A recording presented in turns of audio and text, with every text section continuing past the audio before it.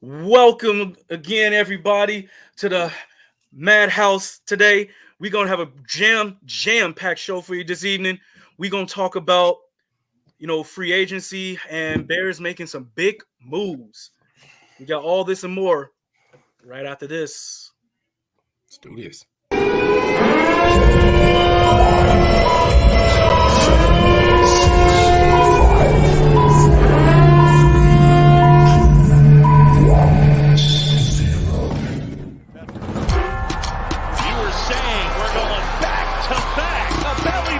Third down and goal.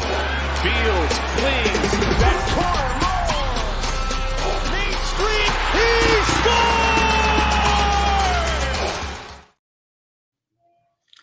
Welcome to the Monsters of the Madhouse. It's your boy for the Thursday. We is back.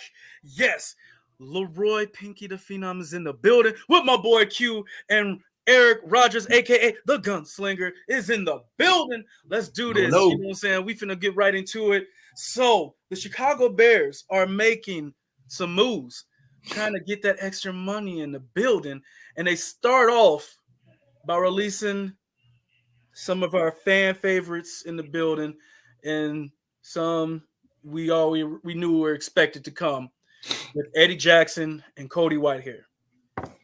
Now we're gonna discuss this, the pros and cons of letting these guys go as far as locker room and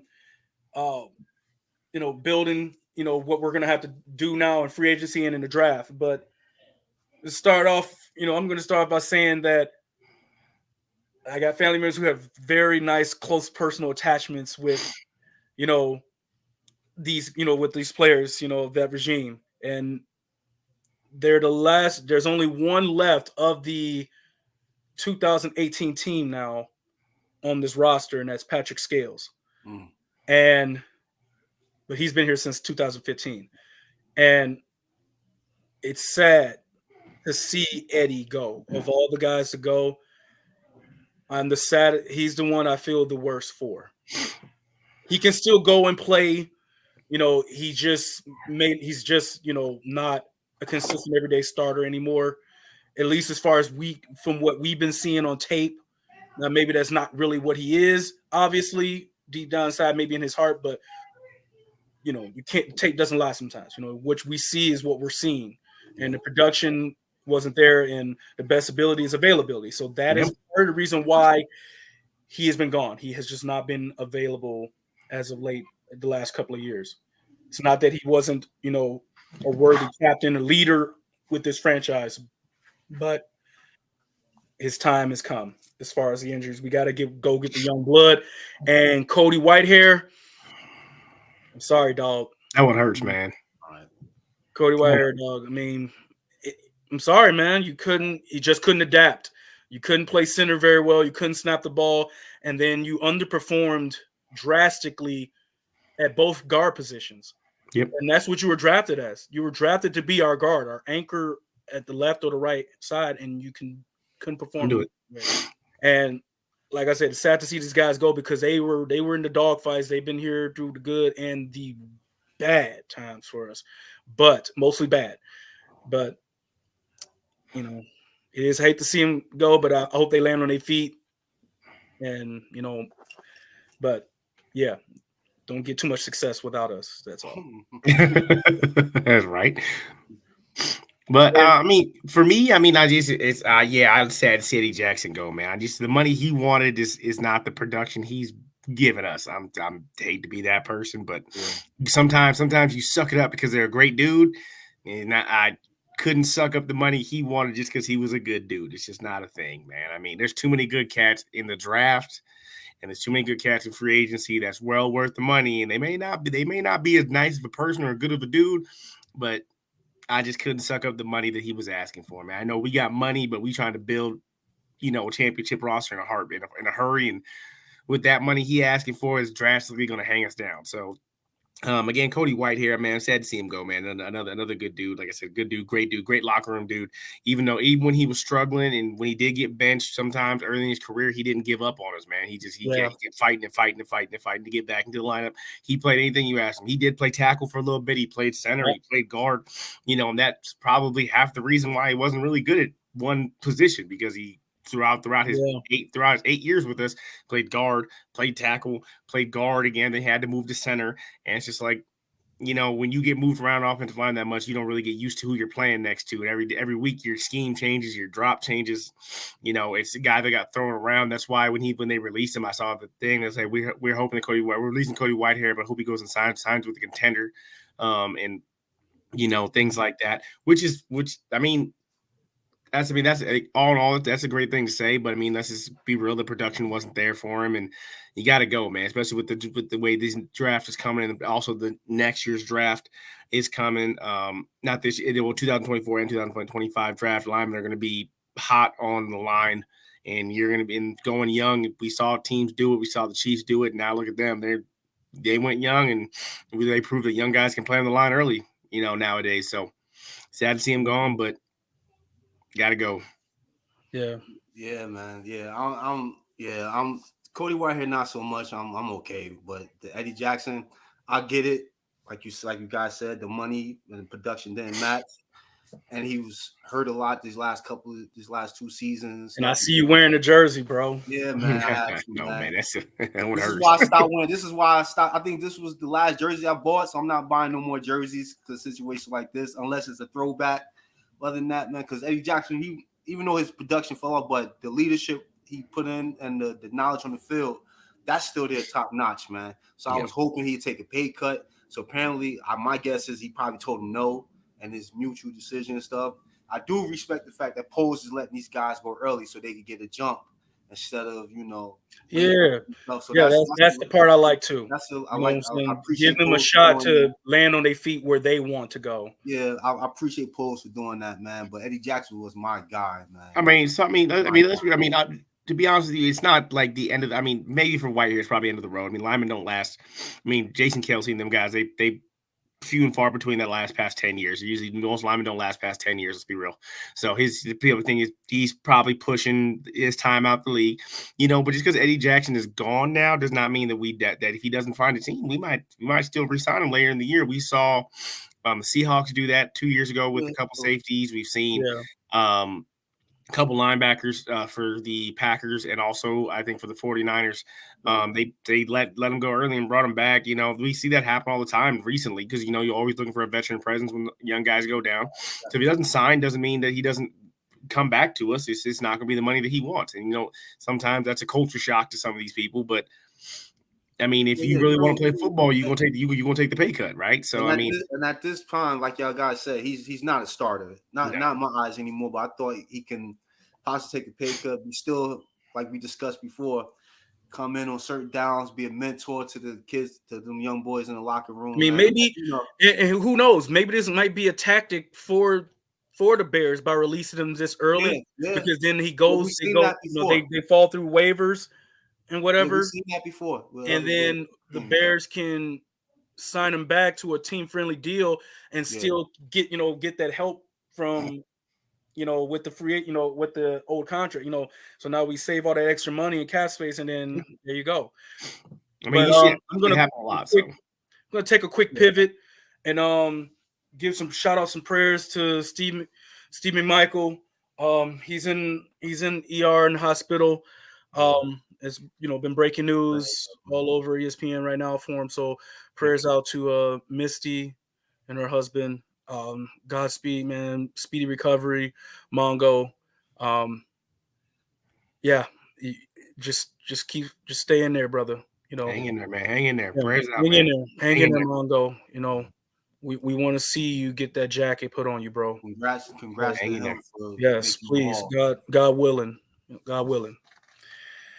And you're right, Trax. If it wasn't for Wright, Cody would have been our best lineman, because and Lucas Patrick, I think this was his last year. He's no longer in contract. Yeah, I think they're gonna bring him back. Well, he's not coming back regardless. He's already a free agent. And yeah, that does tell us how bad we need competent linemen, not just linemen in general. We need competent linemen. And I have a feeling that with the system that we're running under Shane Waldron, we're going to get more linemen willing to come in this offense, because this offense is very very offensive lineman friendly in a way. It's kind of, I know it's a weird way of putting it, but as a lineman, you want to run an offense like this because you get to you're essentially like doing a run play. You're run blocking almost every play. So it's like there's more freedom for you to just do your thing. So I'm feeling that these guys are going to enjoy being in this offense, and the linemen are going to want to perform in this offensive scheme. Yeah. Lucas has to Hunter roll. All right, just checking out. I want to give a quick shout out to everybody in the chats. Yes, sir. Everybody that's showing love, thank you. Please like and subscribe and share. We appreciate all the love and good vibes coming our way. So thank you all. Please keep it up. We appreciate you so much. What's going on, Cheryl, in the chat? Yes. Prayers to Mongo, Missy, and the family. So, yeah, Tevin was great except for the last game. So that's very true. That's very true. Yeah. Yeah, he was like our all pro into that last game. He was. I love his game though, man. He's nasty. Yeah, I do agree with the whole fact that we do need that. This shows letting Cody Whitehair go shows how much we need linemen, because usually with a line that young, you don't try and get younger. But unfortunately, I mean, gonna have to. I mean, we don't really we try to build a hurry, but we've seen cap space. But we've more cap space, but we've also seen that other teams have gone with the whole young lineman thing. Eagles, Chiefs, Bills, they all got young linemen, and all of a sudden things just turn around all of a sudden. And there's not a reason. It's like, schemes, this, that. No, the young guys are just hungry, and they just, let's be real, they're healthier.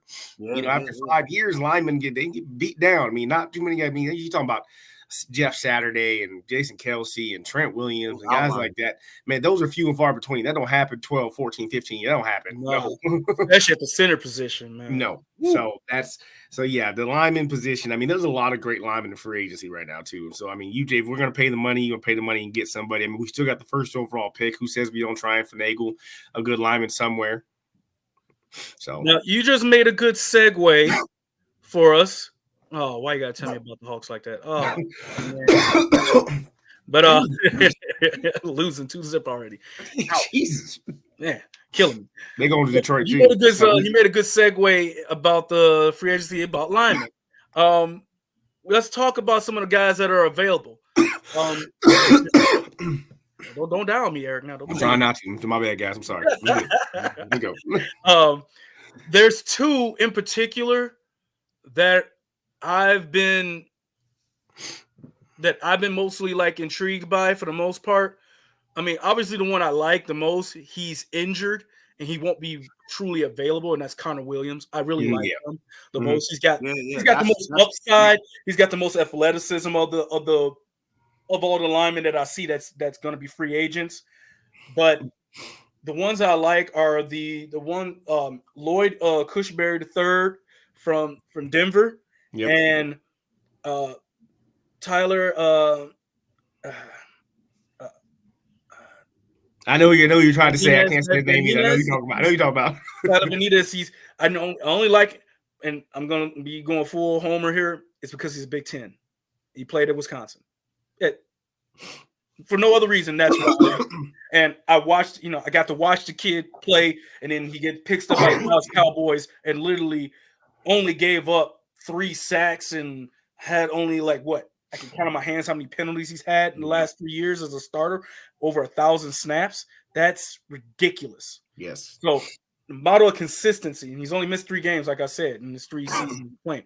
So those are the two I would go after. especially since Connor Williams isn't truly available. Okay. Maybe we can get Connor Williams on the cheap. We could probably get Connor Williams on the cheap, let him mend, get healthy, let him learn our system, and then he can be that guy. And then we can go after maybe like Lloyd Cushenberry or bring in, Tyler, get those guys on a nice deal, maybe, a nice three-year deal. I know, linemen are going to be expensive, but they're worth it. We can get either one of those guys. Especially with the new team.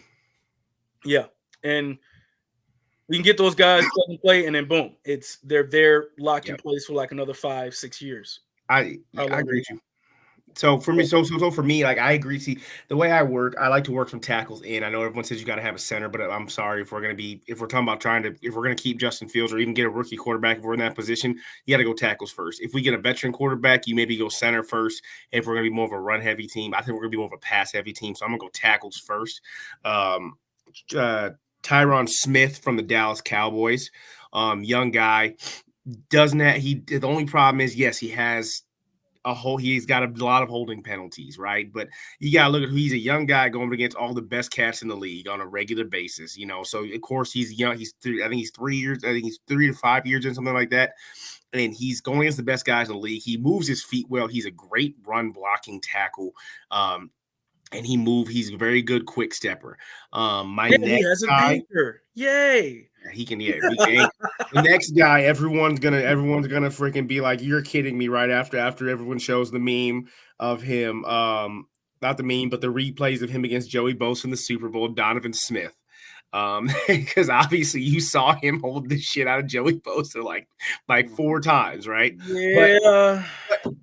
But lo and behold, I mean, again, you're talking about a young guy who's what 3 years in the league, if I'm not mistaken, and he's not going to cost us very much, okay, because he's down there in the lower tier. But we see how in the run game he can pull and he gets down that line. He getting down the line, getting outside backers, pulling on defensive ends. Yes, pass blocking is much to be alluded of. It's not that he's giving up sacks. He's not giving up sacks because, I mean, obviously Patrick Mahomes is the quarterback, so obviously he's not giving up very many sacks. He does have a holding problem as well, and I know that sounds bad, but in lieu of what we're trying to build, I think you can always work on pass protection and anchoring. I don't think you can work on run blocking, stepping down the line, and being able to pull and take on wham block, counter blocks, things like that, and be able to move across the whole line of scrimmage and get outside linebackers, kick out defensive ends. Those things, those things are the hardest things to teach. Pass blocking is way easier to teach, in my opinion, than teaching you how to run block. So I do like both those. Obviously, Tyron Smith's going to cost a little more money. He's highly coveted by a lot of people. Donovan Smith is not going to cost a lot of money because he's a young guy, and he's won a Super Bowl. Got more development to go too. Yeah, you can develop him. He's a younger guy. You can develop him. He's been relatively healthy, and I know, like I said, everyone's going to go, "Oh, look what he did to Joey Bosa." I mean, there's not a lot of people in the league that aren't holding Joey Bosa. Let's be freaking real. Name somebody who's not going to hold him at least two times a game. I mean, let's be real. What a whole game. Those are my 2 picks. Okay, I like that. What about you, Q? I have really just one pick, man. Like I said before, I'm Connor Williams, man. That's my main goal. I think that's what Poles need to attack the line. Period, is the center. I don't really want a rookie center unless he's official. Especially with depending on what they do at the quarterback position, I wouldn't want to see a rookie center lined up with a rookie quarterback. So either way, I think Poles goes the rookie vet. Mm-hmm. I think Connor Williams should be high on that list. Mm-hmm. I think he's high on that list, man. I'm still a shout out to Windy City End Zone for joining us today on our podcast today. I appreciate you guys. Appreciate your love. What up to Shane? Yeah, boy, you my boy. Holla at you, man. And I do think we do address the center position. I think we're going to probably do both the draft and free agency. Yeah. So I think we do double dip with the center because it's been literally the worst position we've had over the last 6-7 years. Yes, honestly, it's very bad. So it's been a position of need for a very long time in Chicago. Mhm. So we have just like the quarterback position, we have to get the center position right. We don't get the center position right, it doesn't matter who our tackles are, it doesn't matter who our guards are, because they're going to be blocking the wrong people because our center that we have isn't calling the proper protections.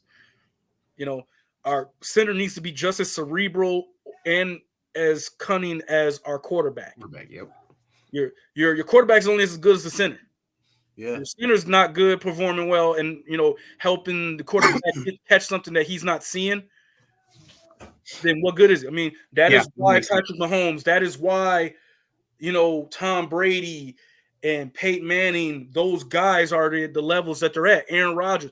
Their centers knew what was happening before it was happening, before the quarterbacks can see it. Because you see those guys, they're standing up, they're pointing, they're hey, you getting him, and then the quarterback, once the center gets down, he's done calling his stuff for those guys. Then the quarterback's looking, okay, now he only got to worry about the skill guy. Okay, the line got their protections. Hey, let's change this up. Hey, I'm changing the play. You got to tell these guys what they got to do. I got to tell the skill guys what to do. Mm-hmm. That is what we need from the center position. We haven't had that. 100%. We haven't had that since Jay in '85. We haven't had it since him. We hadn't had a center do that since him. It's Olin Kreutz, honestly. I'm sorry. Olin Kreutz. That's the last time we've had a center that cerebral and that good. We just never had a quarterback that was good enough to understand what he was doing. That's why I was so upset that Poles didn't address the center position last, because I wanted the kid out of Minnesota from last year. He went to the I believe the Giants drafted him. Yeah, he was a dog. Yeah, he's a good center, man. That's been a great pick. Man, I thought when the second round had hit, man, you could not tell me that he wasn't going to be when the Bears. He was still available. I thought his name was going to be called. Cold. Mm-hmm. I thought his name was going to be called. But for me, I do think we do. I just depends on what we're going to do. If we're going to be a pass heavy team, I just think we got to go tackles in because you got to protect Justin. I mean, that just depends on what the scheme is. I mean, obviously, we also look at free agency. If we talking about we're going to go get Shaq, we're going to go get Shaq on Barkley. It's going to be a run scheme. So now we're talking, okay, let's go get a center. Right, you're gonna need a center that's gonna command the run game, right? And you know how I feel. You know me, I'm a Jackson Powers fan. I want Powers as quickly as possible. But I'm with you. We gotta get him. I do think Cody. I do think you go get Cody, man. I think go get Williams, man. I know he might not be available right away because of an injury, but I think if he recovers well, I think you still go get him. I think you still put that to the test. Now, for me, lineman, while I know think about addressing that free agency now. Let's talk about this real quick. And I know a lot of people now. I'm talking about 3-team trade wise. We still have that first overall pick. No one says that we can't include a high level tackle in a 3-team trade pick. Going somewhere. I do think that there's a possibility that if we do trade to one of the top 10 teams, I think in that top 10 teams, there is some very high level linemen in a couple of those top 10 teams that we could get a lineman and a draft pick and things like that too. So I think that is still something to look at if we're not looking to definitely go into free agency and dip in and buy, do a whole bunch of money. We still have that first pick and we still move that around and maybe address the alignment situation there. I know a lot of people hate that thought, but right now that's probably the position that we need most as linemen. So if we're going to go trying to get the best lineman we can, if that first pick comes with a lineman that someone's willing to trade that we know is going to be a starter for us, I think we go get him. Like if I'm talking, if we're doing a 3-team trade and we give up the first pick and get like the 5th overall pick, but then San Francisco says we'll give you Trent Williams if we can have that 7th overall pick or whatever. I'm giving you 7th overall pick and I'm getting Trent Williams. Like he's the best tackle in the game. Like you don't just be like, oh, they're going to give us him for little to nothing. Let's not do it. That's something I would do personally. Yeah. I do see a lot of great things in a lot of great offensive lineman in the free agency market. I just don't want to overlook the fact that the first overall pick could maybe land us a starting lineman now on a on a contender like team. I just don't think you just don't pass that up if you can get a pick and one of those good linemen out of the top 10, 12 teams. Yeah. And who's to say it has to be an offensive lineman? Because we can still stack the defensive line as well. Mm-hmm. Yes. And that's another side Chris of the Jones. Ball. That's another side of the ball. I'm more concerned about that side of the ball because, and the reason I say I'm more concerned about the defensive side of the ball than the offensive side of the ball because of what I've seen Shane Waldron do with less. Yes. So Good I'm point. confident Shane Waldron can get the offense to perform at a level beyond their actual playing skills because his system is like a very beautiful Band-Aid over ugly play. I mean, for God's sakes, like I said, the Seahawks had linemen, defensive linemen converted to offensive linemen on that line. Like, and they, as bad as their line was, they still had a guy, and Geno Smith looked like a Pro Bowler 2 years in a row. Mm-hmm. Yeah. That's why he just got re-signed. There's Drew Lock got no business being playing as good as he did. Plain and simple. I don't care what nobody says. No. He's not. He was not that good. He never was that good to begin with. And for him to be out, for him to look like Mitchell Trubisky against the Cowboys back in 2000, swinging that rock. That was a great night, man. That Drew Lock was out there balling. Yeah, they won that game. I'm like, where did this come from? And you realize it's Shane Waldron. Like, that offensive line is trash. It's trash. Like, their line is just as bad as the Bears, if not worse. But they, like, the skill set, the way that offense is set up, it's like, oh, well, it don't matter. The ball's coming out here. They're doing slants. They're doing this and this and all the motion and stuff these got going on. It gives the linemen chances to do this and do that. So it's like, well, I mean, we're really going to see it this year. Of their deficiencies. Yeah, we're going to see it this year. Geno Smith got that contract. We're going to find out whether it was Geno Smith play or it was Waldron. I'm going to tell you right now. It was Waldron. It was because he wasn't nowhere to be found before Waldron got there. Mm-hmm.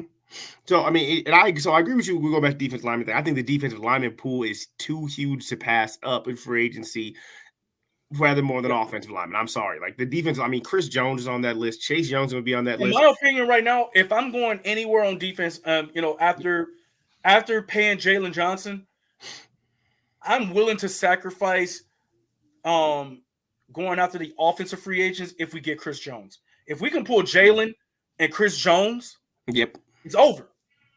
It's over. Because then it don't matter. I can play on the opposite side of Sweat. I'm getting at least 5 sacks that season because of who on the other side. Because Chris Jones gonna bring that person to me. I ain't gotta do that. Let me ask you guys. My job becomes easy. Do you think the Chiefs pony up that money for him, or he? No. Chiefs are gonna pony up. Chiefs are gonna pony up that money for him if homeboy that tore his ACL is gonna be back in time for the season. If he's not, they'll give Chris Jones that money. But I don't think he'll be back in time for the season to start, which is why I think the money plays in Chris Jones's favor, just because he knows the defense, he knows Spags. It's easy for him just to say yes, pay me whatever. You know what I'm saying? Because that guy that tore his ACL was the guy that was playing next to him, right? And if he's not there, you saw how Chris Jones struggled a little bit in the championship game without him being there, so they had to rely on the rookie to do it. I mean, the rookie caused havoc. He did towards the end of the game. He did. But to start the game, Chris Jones, they was just like, cool, we ain't got to worry about the other guy. Let's go double team Jones all day, Now, with that being said, I don't know if you guys saw it, okay, and that we still talking about the first round pick, okay? Not Joey Bosa, his brother, the other Bosa in the Chargers, trying to give him up. I don't know why the hell they trying to give him up. They trying to throw him to the Wolves and be like, look, dude, we suck, and we know we suck, so we gonna trade you. If we talking about guys of that caliber, I'm taking. I don't care what Bosa it is. Give me one Bosa. Just give me. I don't care. Joey Bosa is what he's a cap casualty because of what's on his contract, what's left on his contract, and it's because Jim Harbaugh and that team, they're trying to. They got to rebuild. They have to revamp the offense because they brought in Mark Trestman. Mark Trestman is going to bring in the air raid style offense there. So I go get him. I see if we can get Chris Jones and then put Bosa on the end with Sweat on the other end. Then we talking we got the best defensive line this league's ever seen. It's a lot of money. No, it is not a lot. That's money well spent. Because you don't look how much beef is across that beef and speed. You'd have Sweat, Jones, Billings, and Bosa. That's you can't. That the only way you get better there is law firm right there. Back on the other side. That's the only way you get better. That's a law firm right there. But let's. I mean, that is a realistic possibility for us to do because here's that Bosa is a lot. Bosa can take up a lot of money, but he's not a greedy person. You understand that they could have franchise tagged him and gave him all this money and whatever. But he was man. Those Bosses, they about their cash though, man. Then both of them. I mean, if you playing that good, I'm about my cash too. I mean, the Chargers, you know what I'm saying? But he's got his money. He got his money from the Chargers. That's what I'm saying. I think he's more looking about to go someplace. You want to win now. So I think he just want to win, and I think Bosa's gonna look at where he fits, whether it's young or old, and I don't care about the money. I'm trying to go win. I'm trying to go compete like my brother is. You know what I'm saying? I think he's a little bit jealous of his brother that he's in California just like him, but he's not competing. You know, so and the Bosas, they from back our way, so they ain't mad about coming back this way, you know. But I'm gonna drop another name for you. Hassan Reddick was actually told he can go search for teams to trade. You know, that's a little bit less of a cap hit to us to go get Hassan Reddick. But who's trying to give the Eagles a number one overall pick? Ain't no one trying to give the Eagles anything right now. Okay, that's scary. I think Poles will most likely tackle the DM position because I like Garvin Dexter Sr. I like Garvin Dexter. I think he's going to explode next year, man. Mm-hmm. As far as that the middle of that D line, I could see Poles giving him that shot. I think he'll spend more of the money on the DN and stuff like that. Yeah, because that's the highest paid position in the league right now, isn't a quarterback. Because once Sweat and running back, once the Bears acquire Sweat. Dexter's his production shot up, man. It's just I understand that part, like because he's a second round pick. You don't want to feel like you're giving up on him, but he came on strong, man. Chris Jones, like Chris Jones can teach him things that he's not going to learn on his own fast enough. You know, he will speed up his maturation and his growth process that much faster. Yeah. But just for me, I think Dexter's going to be special, man. He will be. He will be. He'll be even better. Yeah, true. There's Jones in front of him. Yeah, true. Then he gets to see the work ethic. What little moves he's doing, this and that. You know what I'm saying? A man with championship pedigree, a man that can turn it on and show him like this is what you got to do in this moment. This is how you push the pocket. This is how you get off that ball. Exactly. I mean, look at Fred Warner in them, man. Fred Warner and them are you have a defensive line in front of you that two D tackles that play well. You look amazing. I mean, Fred Warner's good without a defensive tackle, but I mean, he's been through years where they didn't have no defensive tackle in front of him, and he still do work. But look at what the man does when he's got two good defensive tackles in him. He's one of the best linebackers you ever see when he does that. It's just like going back to the Buccaneers back in the day with Brooks, when Warren Sapp was in front of him, that man never got touched. Like that's what a defensive tackle commands, right? I do agree the defensive end part, but look at Eric Bolton. Well, Eric Bolton, there it is. That was the name of the Eric Bolton, the other one. Look at Raekwon now. Raekwon's got two defensive linemen in front of him that he don't get touched at all. Yeah, and he looks amazing. Right. So, I mean, so we have a good linebacker core. It's easy to say everyone says go get a defensive end because it's a throwing league. Everybody wants to go get a defensive end. So you want good pass rushers. Right.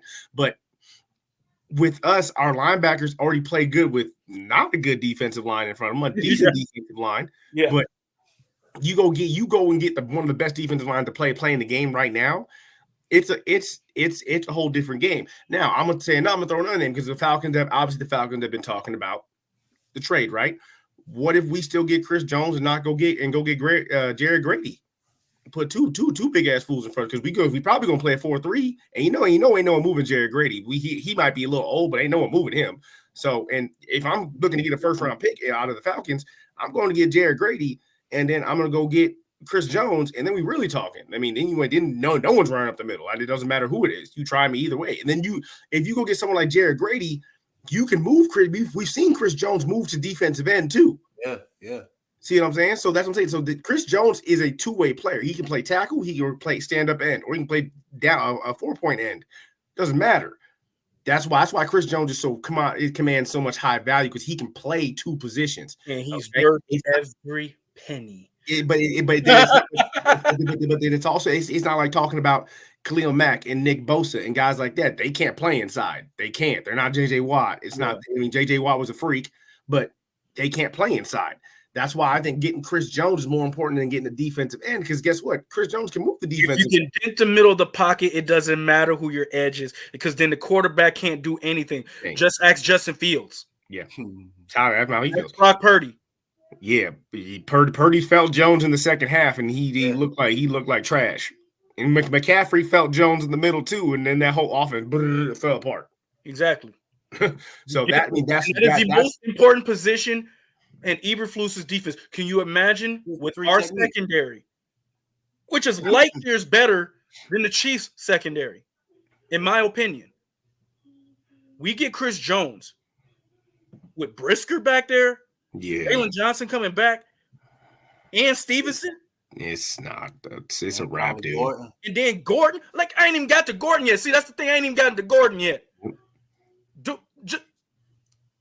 To me, don't be surprised if Kyler Gordon turns into the best block corner. You either taking sacks every 2.3 seconds, or you're throwing the ball so quick that Tremaine Edmonds or Edwards are either blasting your receiver or running back within 3 yards, or it's an interception by them or a forced fumble. Like, turnovers will happen in the Eberflus defense, and we saw it just getting sweat. We get Chris Jones, it will unlock we ain't had since the 06 Bears. Tommy Harrison. Exactly. Tommy Harris on steroids. That is what Chris Jones is. He is Tommy Harris on steroids. Like, he is a problem. Yeah. Now, I want to quickly address the mock draft from NBC Sports Chicago. I wouldn't mind this. Caleb, drafting Caleb and then giving our 9 to New England to move up and get Harrison. Yeah, that's a pipe dream. That ain't happening. It's not going to happen. And I say that because, like, even if we were giving up Fields to New England and giving them the 9, I just don't see it as a fair value. I just don't see that smart by the Bears giving up capital that we just got. It just don't make no sense, man. To me, it don't make no sense, because we can just easily just grab Marvin Harrison at 1 and then trade our 9 for 15, and it's almost the same thing, I mean, we don't really have to trade. I mean, people don't understand. We have the number 9 overall pick. We can also trade the number 9 overall pick and move back and give someone 2 picks. It'd be the same thing, Then that way they'll have 2 first-round picks. They'll probably give us 2 second-round picks and their first-round pick, whoever that is. So I mean, for us to give up that much for the for Fields and to move around that much, you don't have to. I mean, you might as well just take Harrison at 1, trade the 9 pick, get 2 more second round picks, and then whoever else's first round pick we're going to trade to. You can trade from 5 down. You can trade from 10 down and get the 9 pick to somebody else, and then take 2 from them and then trade them for their first round pick if you really wanted to. I mean, and if you do it that way, we end up with 4 more picks. Yeah. And honestly, to be honest, I honestly don't, as much as it intrigues me about the Caleb Williams things, I honestly feel we're going to draft the quarterback. Yeah. That's happening. Like, within the first 3 rounds, maybe the second round, or if we get a later second round pick or high third round pick, we're getting the quarterback with the second or third round. But I honestly feel it's within the Bears' best interest.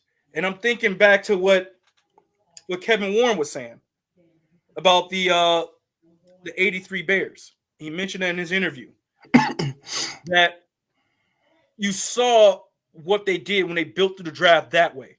Now, in the 83 season and in the 84 season, they did pick up guys in the free agency, that were kind of stopgap guys. They were quote unquote the starters, but they didn't actually start that much.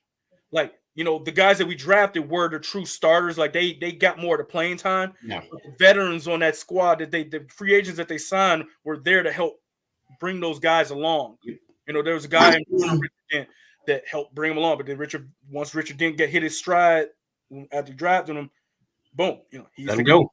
Let him go. 84, we get all the other guys, you know, that are Hall of Famers. And, you know, boom, you know, we had some guys in front of him, but then Covert, you know, saying Jimbo was that dude. And then the other guy, boom, he's that dude. And it's like, okay, we've done that this year already. This year, we've already kind of done that. You know, right, boom, our right tackle, he's that dude. Yeah. Our corner number 2, boom, Yeah. he's that dude. Dexter, still learning, ain't played enough, but damn it, wow, he looks like he can be that dude. We got DJ Moore out of it. You know, Terrell Smith, boom, he is definitely looking like he can be that dude for us at some point. And, you know, we make the trade for DJ. Wow, like, okay, we ready to roll. This year, I feel it's our best interest. As great as Caleb is going to be, and I believe he is going to be great. Not elite, great. There's a difference. I think he's Pro Bowl caliber. I also believe that he's literally on par with Fields. So I don't feel like there's a need to draft him when we already have that guy already. I agree, but I think something in my gut is telling me that they take Caleb Williams at 1. They trade Fields for a high draft pick. And then I think this is what my gut. I hope they continue to build. I hope they trade the 1 and get a haul and build around Fields. That's what I hope they do. But my gut, and I'll be fine if they do draft Khalid because Poles have so many options. Yeah. Still build. Yeah, and I understand the options, but my mindset for me, it's more about building the rest of the team, like you said, through the draft. But I think they still can do it. I want more because our scouting department is so good that I feel that those extra picks will be more valuable to us than getting Caleb Williams than it would be having that quarterback. I think like I said, I want them to build around Fields, continue because you get the haul for the number 1 pick. What I think they're going to do is, telling me, I hope I'm wrong. My gut telling me they're going to trade Fields for like a second. I just don't think we're going to get the value that we're expecting for Fields if we do that. That is the issue that I'm having. And I think they draft Caleb 1, and I think they still trade back, like Eric was saying, the 9th pick and get possible first round stuff like that. Either way, Fields Poles sitting in a great position to build the team. Either way he chooses to go, but you get more of building if you do trade that number 1 pick. Yeah. I agree. I mean, look, in my personal opinion, I think Caleb Williams is going to be a great quarterback too, but I think there's 4 other quarterbacks that are going to be the same level. I think Bo Nix is on the same level as Caleb Williams. I think Penix is on the same level as Williams. I think the kid from Tennessee is on the same level as Williams. You know, I think all these cats are on the same level. Like, if not, I mean, I don't see a quarterback that really stands out to me. To be honest with you, if one really is, I think Drake May honestly stands out to me just because he has the championship pedigree and the fight and the heart to freaking, you know, he knows the NFL. Like, I feel like he already does, you know, just because of the family business, whatever, all that stuff. I think Drake May does have the edge mentally, but if we're talking about the physical aspect of it, nobody in this draft stands out more than the other one. And I think that's what everybody's talking about is Caleb stands out physically more than anybody else. No, Bo Nix throws a better deep ball. Okay. Penix scans the field better than Caleb Williams. He throws a more accurate deep ball. Yeah. Well, there you go. Because Caleb definitely has the strongest arm of the quarterbacks out here. The quickest release, I'm going to give that to Jaden Daniels. Yes. After watching a lot of tape, Jaden Daniels has the fastest release, but he's not as accurate as the top. You know, but the thing is, we got to figure out what we're looking for. If we're looking for an athletic quarterback, we already have one. There's no point in getting another athletic quarterback if we already have one. Are you looking for a pocket passer? If you're looking for a pocket passer that can play like Patrick Mahomes is a pocket passer, you're going to go. Well, you're not going to draft one until the 2nd round because trust me, you're not going to waste the 1st round pick trying to get one of those quarterbacks because none of those are Caleb Williams.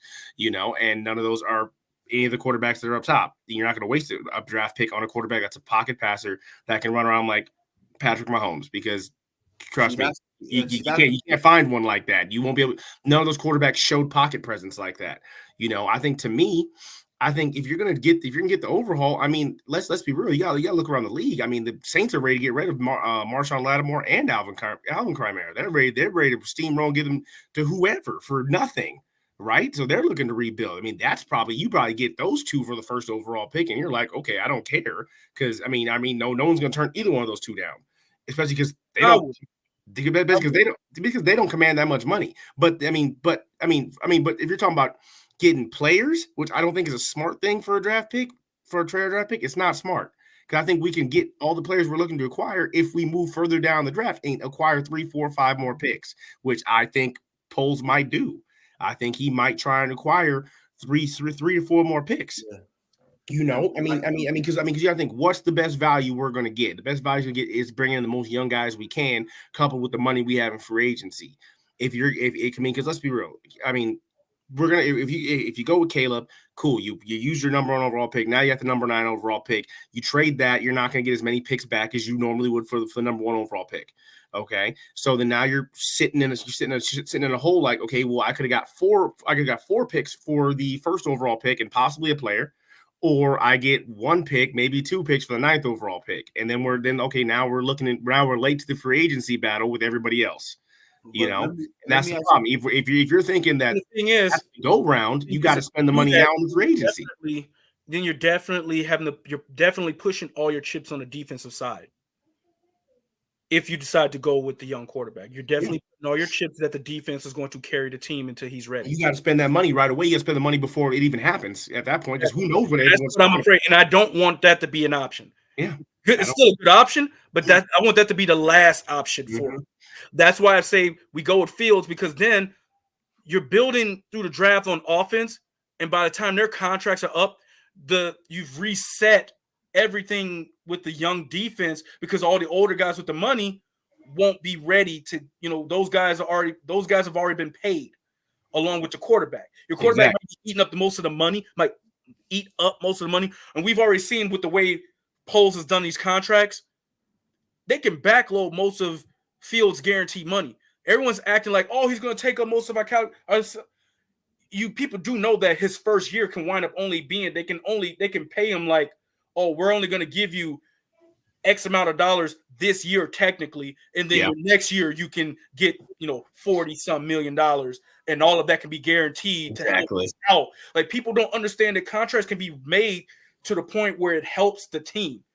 Like, work out this contract where he's not affecting the cap all the way. Look, I mean, they just gave a perfect example. Like, they just gave Patrick Mahomes out a half a billy. Yeah. And so he's making more than everybody is. Yeah, it's a 10-year contract for a half a billion dollars. However, most of the money is backloaded. Yeah. Like, he is still in a situation where he's making like middle of the pack money, and he winning rings because they got money to sign all these other guys because they structured his contract as such. Yeah, they gave him a bump in pay because of incentives, but incentives don't affect your current contract. Pay. Yeah, that's how they built his contract. Let me ask you guys a question. They can do the same thing for Fields. Make his contract incentive based. Let me ask you guys a question, because only because he's getting labeled the generational talent, which I don't see it. Bears is in a unique situation, getting the first pick of the draft again. Do you think Poles somewhere in his mind, he's thinking can he afford to pass up on another quarterback? See, I'm in that room with him. I'm saying yes, you can. Here's the thing though. Poles crop of generational talent quarterbacks. Yeah, Poles don't play the whole news thing, right? Because you understand, Poles, he listens to his fans, but he also makes business decisions. For him, it's like 70% business, 30% fans, and then 10% media. And I feel and I feel like he don't listen to the media like that, right? Because if he was listening to the media like that, he would have done let this pick fly a long time ago, and then he would have also been in free agency the minute free agency was available. He'd been like click, sign him, but he's not. He's waiting it out. Well, we would have that's what you did last year, and we'd be stuck with Bryce Young if he was listening to the media. Yeah. Yeah, but that's what I'm saying. And, but I think to me, it's in Poles' best interest. Okay, a generational talent at what position? Okay, because you got generational talent sitting in free agency at the running back position, and Shaq Juan. They said he was generational talent. Look at him. I mean, are you generational talent at wide receiver? Marvin Harrison Jr. So I mean, like, there's generational talent in different aspects of people's careers. Do you want it? Do you want it as a rookie, or do you want it as he's 2-3 year vet? Now look at him, right? Yeah, that's why I say Jordan Love. Let's be Jordan Love. Let's put Jordan Love on. I hate talking about his ass, but let's put him on there. People are talking about, oh, he's not going to be good, blah blah blah.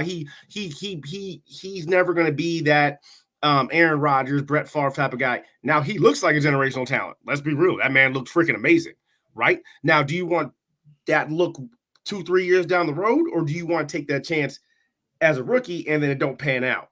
I'd rather wait 2-3 years down the road and be like, didn't work. I got these guys, and I got these 7 other guys instead, and I'm happy with these 7 other guys versus that one generational talent. Exactly. Do it the Jimmy Johnson way. Plain and simple. Jimmy Johnson traded, Herschel Marshall, Herschel Walker and all that stuff like that, and look what happened. Yeah, we're not doing it exactly the same way, but my thing is, if you looked at, because the thing is, people don't understand because there wasn't a lot of media as much as there is now, but if you polled and asked all the Cowboy fans back then, if we had social media, Troy Aikman would be treated just like Justin Fields right now. Oh, yeah. Oh, 100%. Get this fool out of here. Look at his numbers. He had 9 touchdowns his first year, I believe, 11 the second year, and I think 9 or 11 the third year. Those were his touchdown totals. His first 3 years. You know how many games he won during that time, his first 3 years? A lot. No. Because he went 1-15 his first. Oh, you said his first 3 years. I'm sorry, his first 3 years. Yeah, first 3 years, not a bunch. Yeah. He won 21 or 22 games his first 3 years. 12 more games than Justin Fields. That's it. Mm-hmm. That's all he won. Defense looked great, though. Defense was abysmal. That whole team was trash. Mm-hmm. Yeah. And people, look great. People forget that Jimmy Johnson was treated just like Matt Eberflus as well. He was an anomaly. No one really, people knew him from college, because he was so successful in college, and he had these great defensive players and all these great players and stuff, but he was an unknown commodity to the pros. They were like, he's not going to make it here with that rah-rah crap. He's not like us, how we do things. Matt Eberflus don't do things the way the other head coaches do. That's why no one knows who he is yet. It's just, man, I just feel. But the thing is like the culture that they are building in Chicago gives me the same vibes that they had with the Cowboys. I agree with you guys, but like I said, with the growing culture and the things that they do this, that's how I see it. This is just how I see it. I think it's business. I think for him, like I said, he's business. He doesn't he's not okay. I'm gonna put it. I don't want to throw the man under the bus, even though I hate Jerry Jones.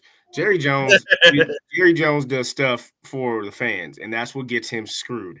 Like, he does things for the fans, and that's why he's screwed. He knows damn well he should let freaking Prescott go and keep Ezekiel Elliott, but fans were like, no, Dak Prescott, the team, Ezekiel Elliott need to go. It's his fault. And that was not true. And everybody knows it's not true. I don't care what anybody says. He listens to the damn fans too much. Polls don't care what the fans got to say. Polls, everybody wanted Eddie Jackson to stay. You saw what he did. He said, sorry, dude, you get out. Sorry, you got to go.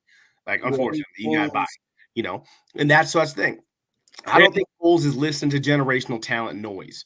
Okay. I think he's all about the development of that second and third year rather than if you get that first year, great. But I think he's all about what does that second and third year look like, right? I mean, and it's the same thing. It's the same thing with Josh Allen. You look at Josh Allen, everyone was like, "Oh, this dude why would you draft this dude?" And then all of a sudden, look what Josh Allen did. They was like, "Oh, that's why you drafted that dude." Yeah, because you knew year 2 and 3, Josh Allen was going to tear some defenses apart. My gut is telling me they draft Williams, trade Fields, and trade back that 9th pick, and still they're not going to get as much, but they still going to get. Yeah, but then if you take the Caleb Williams overall, if you take Caleb Williams with the number 1 overall pick, and then you trade the 9th overall pick and go back really far, you basically far. You go down a few pieces, still get something. But even then, you're still screwing Caleb Williams, because now you're talking about probably from 10 to 13 is probably the next best 3 wide receivers in the draft. possibly. And then you're like, okay, well, we didn't draft him a wide receiver that we probably should have. And now we're stuck with the whole Justin Fields situation again. You're like, well, I hope we sign Mike Evans, but we're late to the free agency battle. So one thing where I think they and do. the thing is, quickly interrupt all, I'm saying, while we're talking about this, we need to be having a nice drink with some El Bendito. You know what I'm saying? yes, ideas. This Yankee, you know what I'm this saying? is round table talk right here. Yes. This is round table talk. Sit at the round El table Bendito. with one of our sponsors, Chris Chelios's, revolutionary El Bendito Yankee, this authentic to the taste, smooth to the core, additive free, 100% blue agave ultra premium tequila has changed the game with his extraordinary wowing and thirst quenching taste. Get yours at elbenditoyankee.com, for nothing compares to the tequila heaven of El Bendito. 100%. Yes, sir. Yeah. We gotta make sure we keep our sponsors. You know what I'm saying?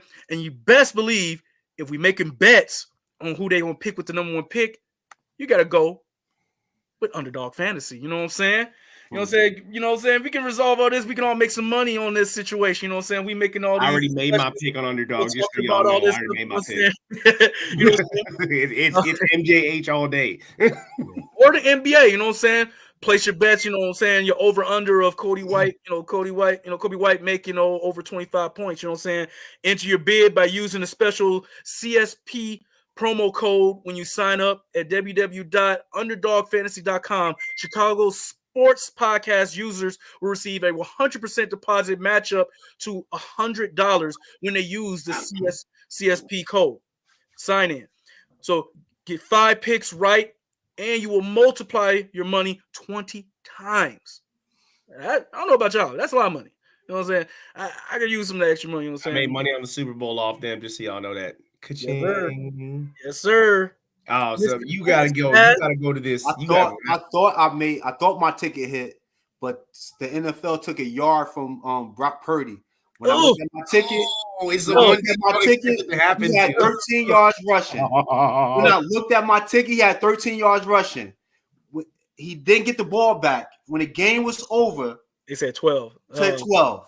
The line was 12 and a half. The NFL took a yard from him. Oh my God. Hey, it may not be simple for him, but you call Roger Goodell right now and tell him how you feel about that. I was crushed. I was happy because I needed Mahomes to throw 2 touchdown passes. He threw the last one to end the game. So I thought my ticket hit. I went to check 5 minutes later. You was dancing up and down and realized you got robbed. They took a yard from Brock Purdy. Well, sorry about the Brock Purdy situation for you, but for everybody else that signs up for Underdog Fantasy, you know what I'm saying? It's simple. It's fast. It's make fun. Unless you, my boy Q, then it's not so fun for you. It's Underdog Fantasy, you know what I'm saying? The official gaming partner of the Chicago Sports Podcast, the voice of the Chicago sports fans. Get it. Hey, you gotta go to this comment right here. This comment at the end here says, "Did you know no QB has ever won? The Heisman has won the Super Bowl with the team they originally drafted with." That is way for Caleb Williams. Then that is like that's the most haunted thing you could put in a chat, and people be like, you know what? Let's not take Caleb Williams. Truthfully, I don't think it's okay, my brother. You didn't miss anything. Hold on, let me explain this to our fans out there. My brother, you didn't miss anything. You can always go to YouTube, Facebook, X, our Discords. You can find us anywhere, my friend. We everywhere. We got you. We on Instagram as well, my friend. Mm-hmm. Trust me, you ain't missed a thing. Like, subscribe, and share. You will find us, man. We are there to give you all the content you need. Monday through Friday, even Saturdays and Sundays coming soon, my brother. Trust me. We got what you need. Holla at your boy. We got you, man. Hey, who's this, Caleb? Okay, but yeah, that comment says right there, do not take Caleb Williams, okay? Because that is the most haunted question you could ever ask a chat room. Right there is a Heisman ever going to win a Super Bowl team with the original team he was drafted? Hey, it's BJ. Yeah, what up, BJ? How you doing? Yeah. Wow. So we couldn't be in the shot with you, man. I had some Had a lot of stuff going on work when you let me off. No, you know how that go. Hey, we don't talk about the Ryan Leaf and Peyton Manning thing. We leave that alone. That's terrible. That's the worst thing that ever happened in the NFL, period. Yep. That's awful. I don't even did Ryan Leaf throw a touchdown pass? And to be quite honest, I don't think he want the Bears to draft him, man. If you ask him behind closed doors, he'll tell him hell no. I don't think it's so much that he don't like the Bears. No. I think it's because I honestly think he's his camp. I think honestly not so much for the camp because the camp may not want him there in Chicago. Let's be honest. They don't want him. They don't want him in Chicago. However, I don't think Caleb cares where he goes, except maybe going to Washington because that's his home. Yeah. And I think if he gets drafted number 1 overall, he would. His father's heavily involved, though. Involved. I just think that he wants to play at home. Mm-hmm. He wants to be the number 1 overall pick, so I don't think he cares. He don't care about that. Where he's playing. He wants to be the number 1 overall pick because that is where his dream was always been. So I don't think he mattered to him with his ego and the way he talks and the way he carries himself. I don't think he really gives a damn where he's at. He feels he's going to go no matter where he goes. Is more as far as his camp. Yeah, because his father is heavily involved. Wants him to go to a different team, but the said teams that they want him to go to aren't giving up that compensation. Yeah.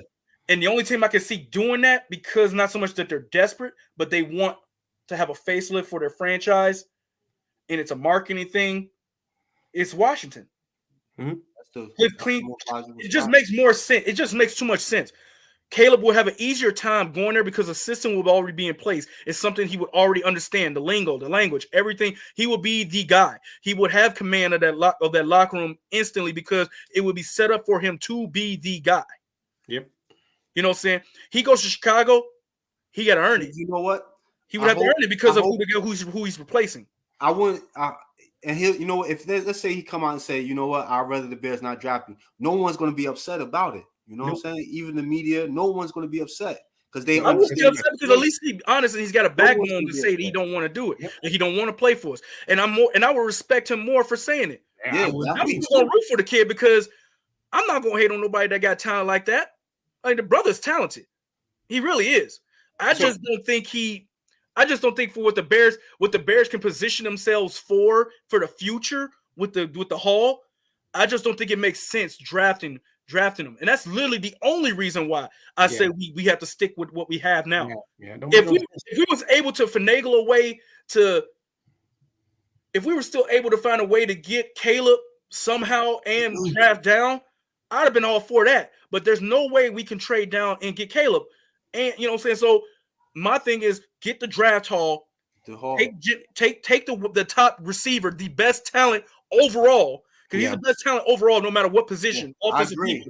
He's the top guy there. Like Caleb's the best quarterback in this draft, but the best player overall. MJH. You don't just not. Harrison Jr. He's the best player. And like you guys stated earlier, Kevin Warren, he saw what Poles did with that number 1 pick last year. Yeah.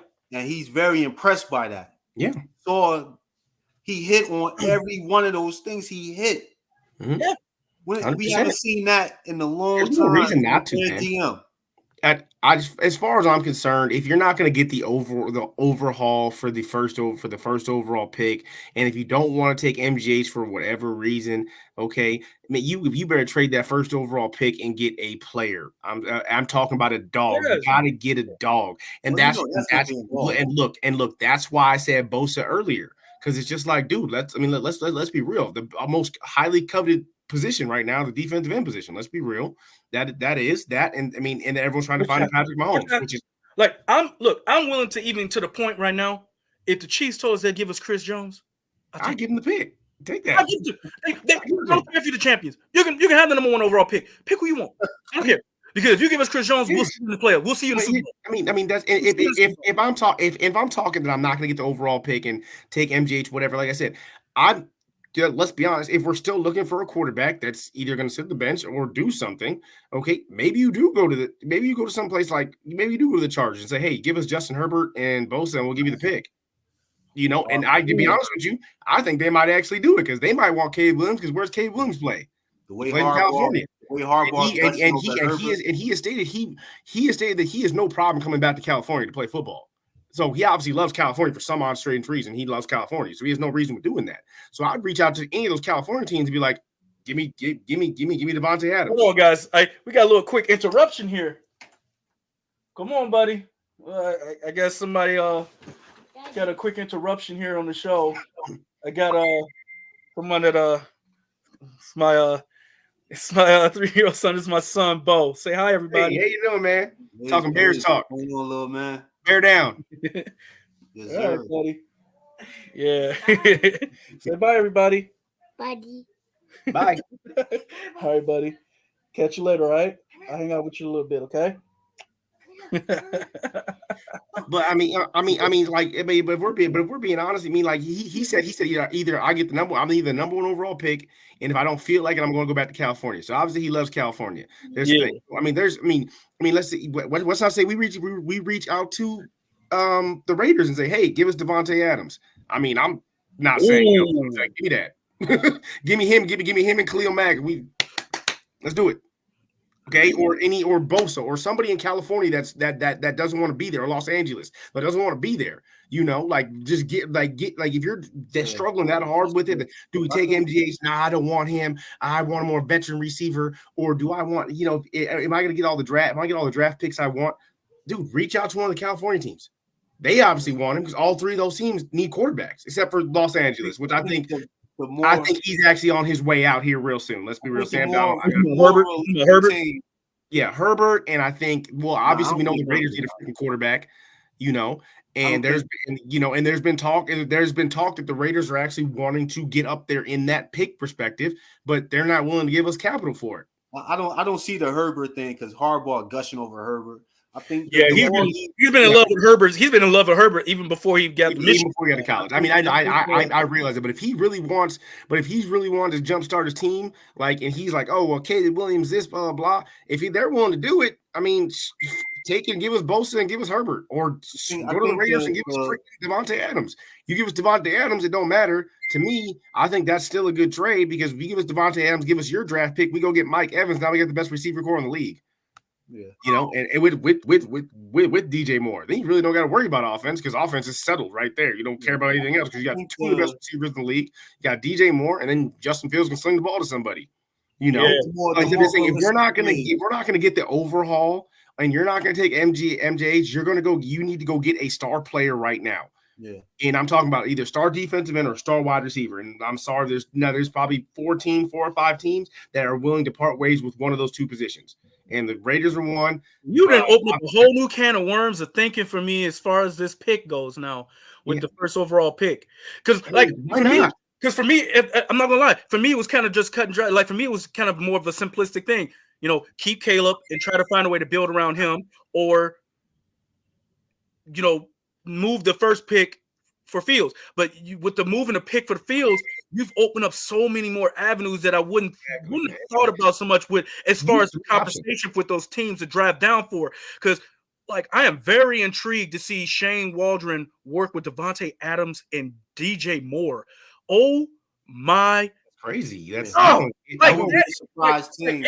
That would almost make up for not getting Marvin Harrison Jr. because Devontae Adams is exactly. Oh, can you imagine him? And look, as much as he tortured us in Chicago, he owe us if we got him. I'm like, bro, you owe us. You owe it to us to get as many touchdowns you scored against us for us.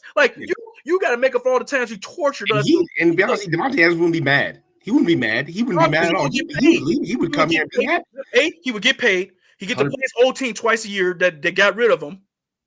Yep. And he would, and then on top of that, he in the NFC again, where it's a lot easier for quarterback play.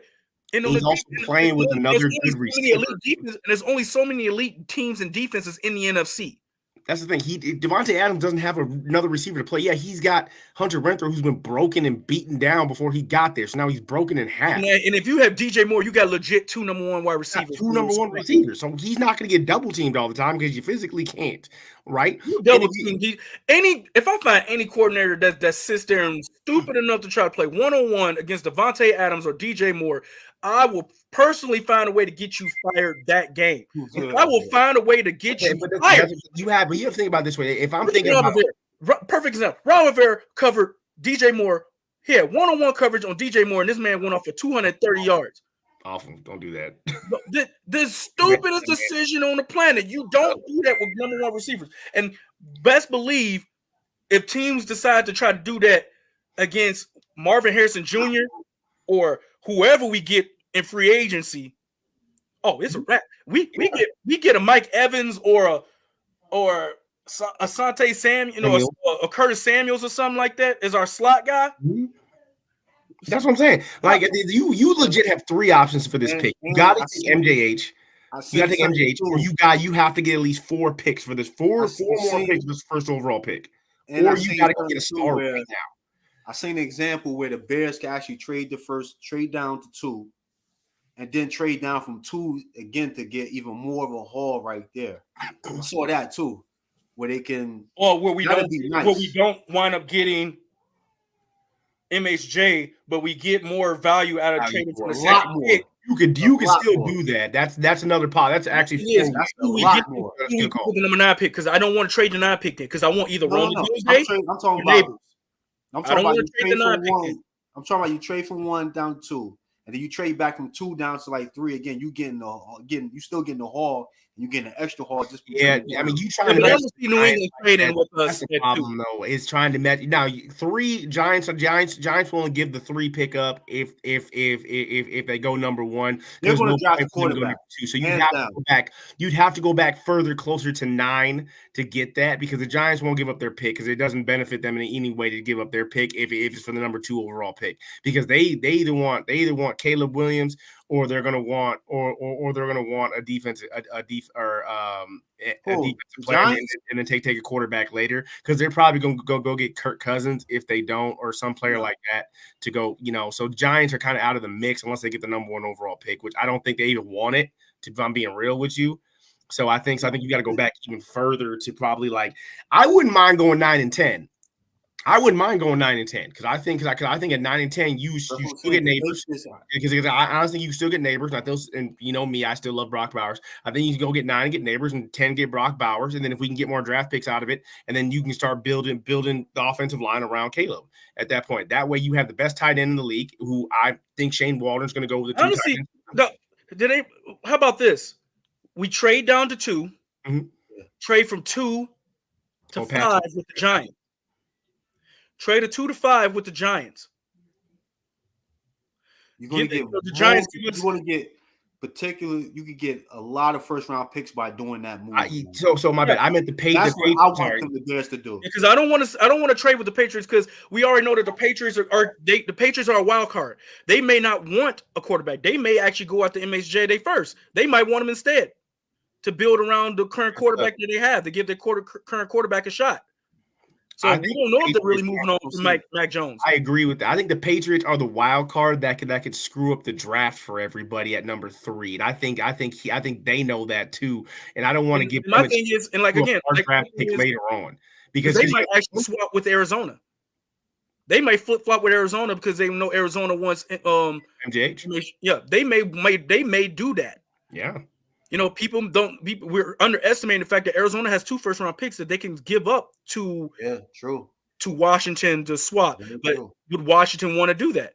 Washington's not going to do it. In a position where they don't want to trade it because look, you understand. Once Caleb and MJH are off the board, it's a scramble. It's a scramble at that point. Everybody's waiting to see which 2 come off the board, what order they come off the board, and who they go to, and then it's a scramble. Because let's be honest with you. The Patriots Caleb Williams could go to the fact if we trade with the Falcons or whatever, they could obviously flip that around. But hey, we'll trade him back to Washington for their pick, and then do this, and then Patriots still sitting here trying to screw somebody because they still have the best seat in the house watching all it happen. But at number 3 is honestly when the draft like this is a wild card. You could screw up an entire draft with that pick either by trading it or by picking a certain player, right? I mean, let's just say if they go ahead and pick an offensive lineman instead of MJH, okay? Now the next team is like, well, crap, what about? And we're going to take MJH, instead. And then the whole board just got mixed up, right? Yes, he's right. See, right there, yeah. The precedent will get set though by Washington. If they trade up with us, if we flip flop, and then they take Caleb. They give us this haul. We take MHJ, and then that sets the precedent for what the Patriots do. With 3. So We want to control them. Let's say the Patriots do take the quarterback. They take Drake May or Jaden Daniels. Now teams like Arizona are going to start scrambling. Teams with the Giants are going to start scrambling. They may trade down and they may want to switch with a team because the guy that they want isn't there now. Now they're going to be looking for trade value. And then that will help with the Bears at 9. Yep. Because then now players that would have been picked at certain spots aren't going to get picked now. Yep. That starts opening up the market for the Bears to trade down to maybe get Neighbors at like a 12 or a 13, because then at 9, Rones Aduze might still be available, or Neighbors may be available at 9 at 9, but the team that's at 11, I forgot who's at 11. But whoever's at 11 or 12, they may be like, know what, we want Neighbors. We don't want the Bears to take Neighbors. There's a chance they take Neighbors. Let's switch with them. We get the 12 pick. We get a couple of picks out of them, and we still wind up with Rones Aduze, the guy we actually wanted. Yeah. So that's what I'm saying. The Patriots, I don't think us trading with the Patriots benefits us any at all. I think the Patriots benefit us by trading their pick to somebody else, and then we can watch what they do, and then our 9 pick becomes more valued. I think Matt Jones is out of New England, man. That was a mess in that locker room. It's starting to come out now. Yeah, he's done. My thing is though that we don't. The Patriots are the one team that's still a wild card. They don't necessarily there's no suggestion that they are going to pick a quarterback with their top pick. That's my thing. They are not, we don't know if the quarterback is how they're going to build their team with Jared Mayo. Jared Mayo's he's not going to risk his, hitch himself his first year right away with a rookie. He's now the reason he's on the board, guys. I don't see. That's going after. My thing is they're going to probably pick a young weapon on the offensive defensive side. They're going to go. I believe the Patriots going after either Kirk Cousins, Russell Wilson. They're getting the veteran quarterback. Oh yeah. That's what I'm saying. Jones is out of there. I honestly don't feel that they're going to use that pick on a rookie quarterback. I think their second round pick, because they're going to get a veteran to groom and and things and do things like that, and then get a late rookie and things like that. I just personally don't want to see us trade with New England. I kind of want New England to mess the draft up, because then our 9 pick becomes way more valuable, especially if we trade the 1, still get MJH. Our 9 pick becomes much more valuable if the Patriots end up trading back further. Or things like that. Then it's like, okay, now everybody's scrambling because we want this guy, we'll trade you this for this. We might that makes our 9 pick maybe turn into the 12th, and then also maybe get 3 more second round picks. See what I'm saying? So the trade, so the Patriots can make our trade value so much better. I just don't want to see us ruin it by giving them a chance to, trade with them, and then they just take Caleb. They end up trading Caleb anyways, and then they just make out like bandits, and we don't. I just think that we will honestly do feel that the trade with Washington is going to happen. That's the more realistic trade. Huh? That's the more realistic trade, I think. And my thing is, I don't think this historic haul is what we are thinking is a historic haul. I honestly think it's going to be 2 first-round picks, a player, and this year's second round, and maybe another. Honestly, I think they can squeeze 3, man. 3 first rounds. I think they can squeeze 3. It's going to be a player involved, a elite player. That's guaranteed. They can probably squeeze 3 because, like you said, Caleb Williams from Washington, he will automatically be the face of the franchise day 1. New owner. They're looking to change the way they operated all these years under Dan Snyder. Mm-hmm. I think they're going to. That's a perfect match. That's a perfect marriage right there. He's from DC. They already love the kid. Yeah, you're right about that. But it's like I said, but it's like, do I think that we're gonna get the 3 first-round picks?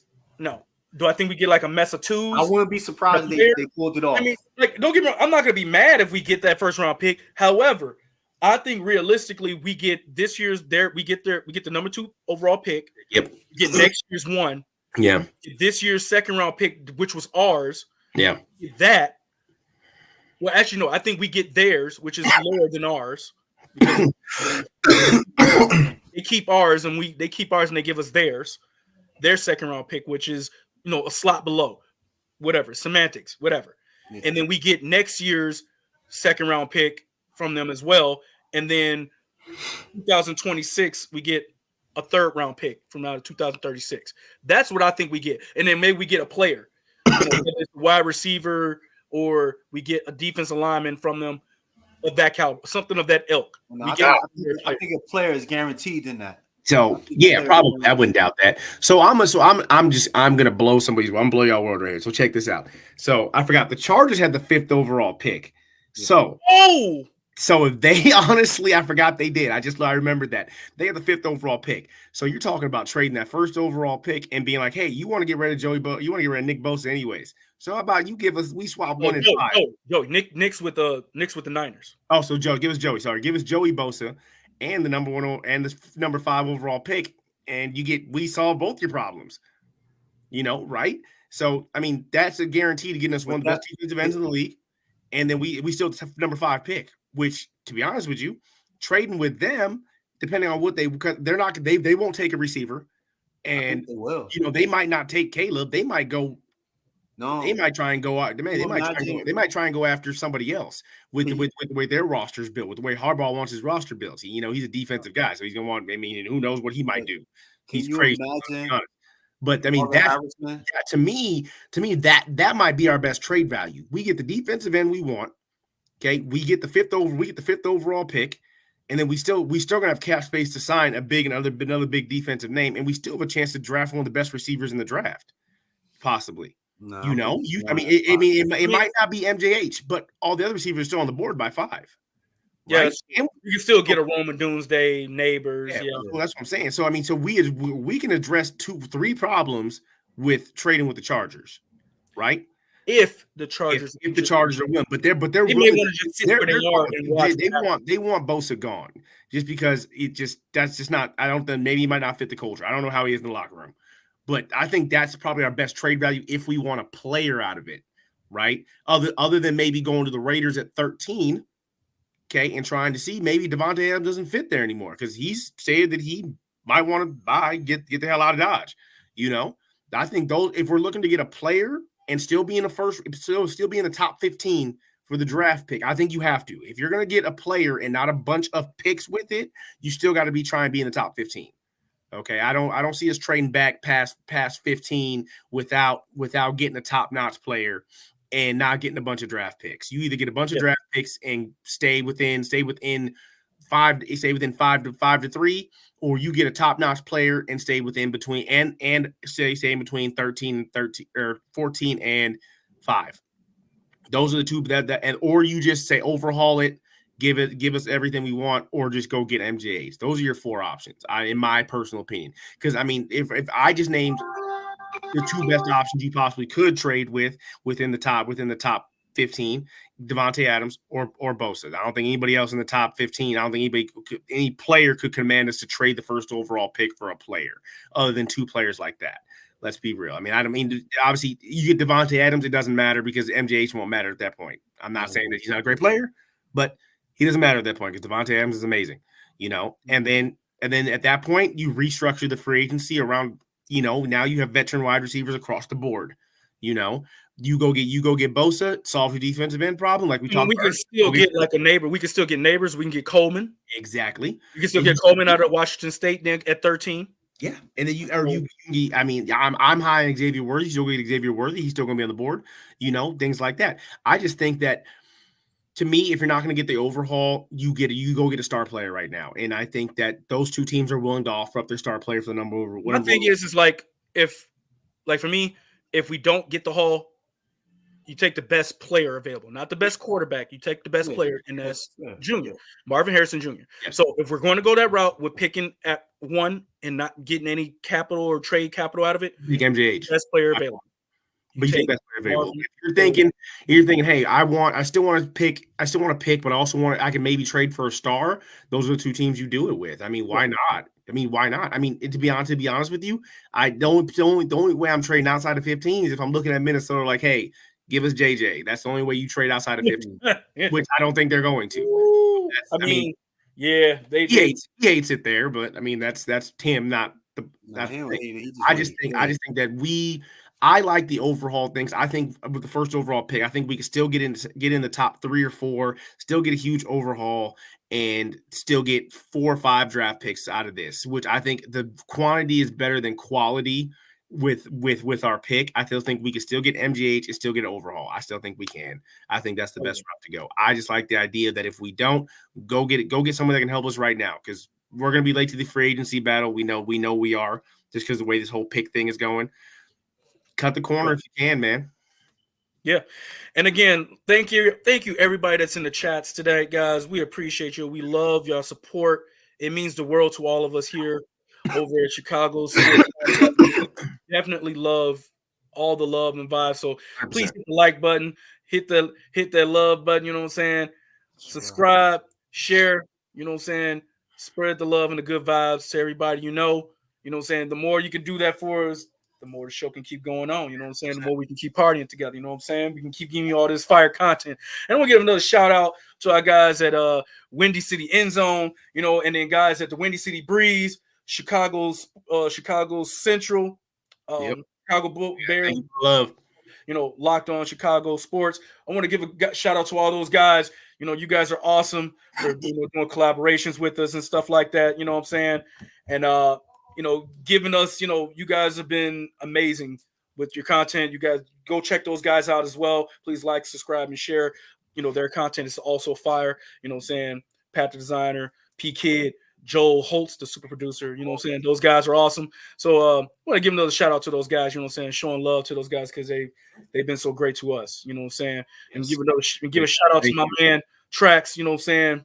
Big dog, you know, for making this happen for us, you know, the main monster at the madhouse for this, you know what I'm saying, getting this started, you know what I'm saying, you know, the godfather of this unit, you know what I'm saying, that's the man here, you know what I'm saying, you gotta give him love and flowers, you know what I'm saying, so shout out to you, my boy Trash, you know what I'm saying, we love you, man. So we're gonna finish up, you know, keep going on, finishing up, talking about this with the free agency, that, you know, all the craziness that's gonna come with all of this, because like I said, so much happening that you know, everyone's been so focused on the Justin Fields or Caleb thing that there's so much more going on behind the scenes for this team, and so much, like, you know, like for instance, right now there's word now that with the stadium, Arlington Heights is looking more like it's not going to happen now, because they've all made it official. They are not going to do a compensation for the tax reduction for the Chicago Bears. So now the Bears have made it clear that they are moving on. Their focus now is the South Lot in Chicago. So that means the Bears can essentially have 2 football stadiums by the lakefront, on the north end side of town and now on the south end side of town. Now, on the south end side of town, it makes so much more sense because you're going to have the new White Sox stadium potentially built there too as well, which will free up more real estate and things that can be built, and possibly a collaboration where they connect the stadiums. So, because you can have like a hotel built in between both that connects both the White Sox, the Bears, and then have like a system, you know, build a new road area that goes towards United Center, to have all 3 of those things be the focal point in the south side of Chicago. You literally building up a brand new downtown area on top of what you already have on the north end side of town. It's definitely, like I said, there's a lot of stuff going on. I think building on the south side is definitely where it needs to be. I think there's a lot of money there. Jesus Christ. I bet you did look like the dude. Hey, I be seeing them gym pics though. You be looking good in them gym pics. I see them gym pics. Yeah, man, you be getting your swole on, bro. Don't be trying to fool everybody, bro. I'm on my workout journey too, my brother. I'm on that too. Yeah, boy. There's so much money on that side of town that's just not being exploited, you know. And I just think that having obviously having a baseball stadium on the lakefront is obviously that's the top notch thing. Everybody loves it. Everybody loves the Red Sox, how they have theirs. You talk about that. Yeah. The White Sox are going to have that. Then you say, hey, guess what? In a couple months, you're going to get to go see the Bears right by the lake. Yep. Right. And then and then you know what? Sometimes you might be able to go catch a Bears game and drive straight down and go see the Chicago Bulls. It's like you can go. There's so many ways to spin it. There's so much room down there. I honestly think it's going to happen sooner or later now. I think that Arlington Heights sped up the process for the Bears to quickly hurry up and set up things to break ground. It's probably as soon as before the end of this year now. Yeah. Because I don't care what Arlington Heights does now. I don't see, especially with Kevin Warren and the mayor's newfound respect and collaboration that they've had, and the fact that this mayor is willing to literally move heaven and earth. And he said so as much. You can even quote, you can go check the quote. I'm willing to move heaven and earth to keep the Bears in Chicago. Meaning that this mayor is literally willing to give the McCaskies pretty much anything they want, pretty much any concession.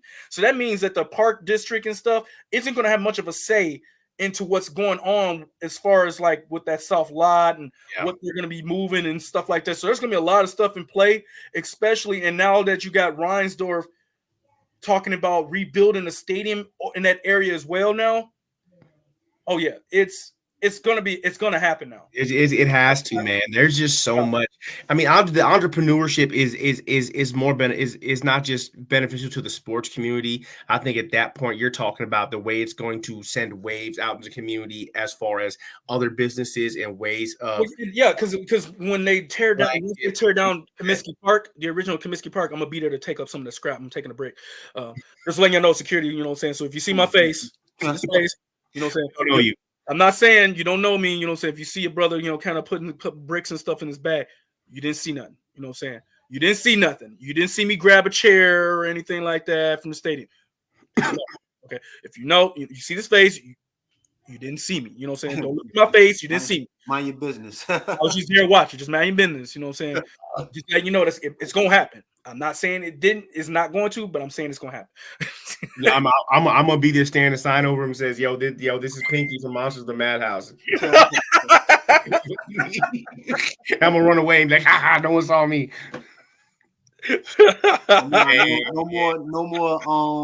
No more shirtless pics, dude. Yeah, that's my last. No, that ain't gonna be my last one. I ain't gonna lie. Yeah,